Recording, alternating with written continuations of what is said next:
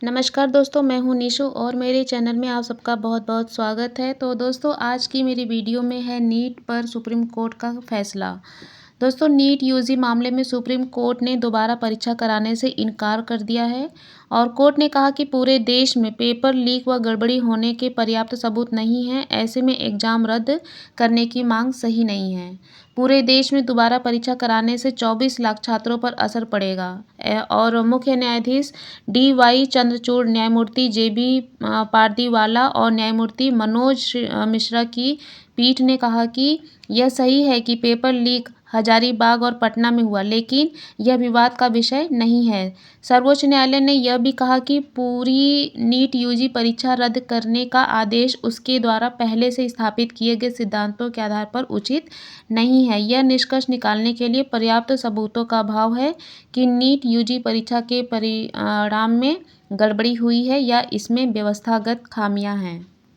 और दोस्तों, NTA जारी करेगा रिवाइज रिजल्ट और 4 लाख से ज़्यादा स्टूडेंट पर होगा असर। शीर्ष अदालत ने निर्देश पर IIT विशेषज्ञों ने मंगलवार को अदालत में विवादित प्रश्न को लेकर अपनी रिपोर्ट सौंपी, जिसमें ऑप्शन 4 को सही उत्तर माना गया और इसके मद्देनज़र कोर्ट ने NTA को आदेश दिया कि वो ऑप्शन 4 को सही मानते हुए रिवाइज रिजल्ट जारी करे। उस विवादित प्रश्न का ऑप्शन 4 ही एकमात्र सही विकल्प है। और दोस्तों, सुनवाई के दौरान कोर्ट ने सवाल उठाया कि यह कैसे कहा जा सकता है कि नीट का पेपर हजारीबाग और पटना के बाहर व्हाट्सएप से नहीं भेजा गया होगा। इससे पहले सोमवार को कोर्ट ने IIT दिल्ली के निदेशक को मेडिकल प्रवेश परीक्षा नीट के विवादित प्रश्न के सही उत्तर पर राय बनाने के लिए संबंधित विषय के 3 विशेषज्ञों की एक टीम गठित करने को कहा था। और दोस्तों, सुप्रीम कोर्ट ने कहा कि पूरी नीट परीक्षा रद्द करने का आदेश देना उचित नहीं है और इसके अलावा कोर्ट ने कहा कि उसे एहसास है कि मौजूदा साल के लिए नए सिरे से नीट यूजी कराने का निर्देश देना गंभीर परिणामों वाला निर्णय होगा, जिसका खामियाजा इस परीक्षा में शामिल होने वाले 24 लाख से ज़्यादा छात्रों को भुगतना पड़ेगा। और पूरे देश में परीक्षा में गड़बड़ी हुई है और पूरे देश में पेपर लीक हुआ है, यह साबित नहीं हो सका है।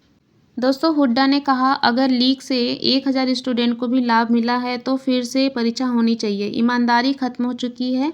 हम इस नतीजे पर नहीं पहुंच सकते हैं कि सभी की पहचान हो चुकी है और बाकी नेक उम्मीदवार हैं जिन्हें और परेशान नहीं किया जाना चाहिए। मैं उनकी सिस्टमेटिक विफलता पर आता हूं। हमने पाया है कि इस तरह की परीक्षा आयोजित करने के लिए कोई व्यवस्था नहीं है। इस कारण से भी इस परीक्षा को खत्म होना चाहिए। अगर नीट एक मरीज है तो उसे मल्टी ऑर्गन फेलियर की समस्या है और मरीज को खत्म होना चाहिए, ऐसा हुड्डा का कहना है। और इसके अलावा दोस्तों, हुड्डा ने कहा कि CBI अधिकारियों ने बहुत सावधानी से शब्दों का इस्तेमाल किया। अभी तक यह पटना और हजारीबाग से आगे नहीं बढ़ा है। यह एक उभरती हुई स्थिति है जो माननीय न्यायालय के समक्ष पहली बार आई है और मुख्य आरोपी को गिरफ्तार नहीं किया गया है। मैं कहूँगा कि सॉलिसिटर जनरल का यह विश्वास कि पेपर लीक केवल पटना और हजारीबाग तक ही सीमित है, पूरी तरह से निराधार है। क्या वे एक हलफनामा दायर कर सकते हैं कि अब यह देखने के लिए कोई जांच नहीं हो सकती है कि यह लीक आगे बढ़ा है या नहीं।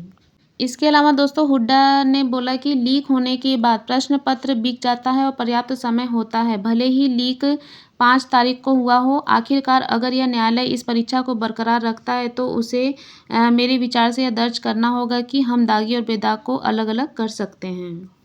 तो दोस्तों, जैसा कि अभी आपको मैंने बताया कि नीट का सुप्रीम कोर्ट की तरफ से फैसला आ चुका है, जिसमें कि यह साफ साफ उन्होंने बोल दिया है कि दोबारा से री एग्ज़ाम नहीं होंगे नीट के और 23 लाख स्टूडेंट के साथ खिलवाड़ नहीं किया जाएगा।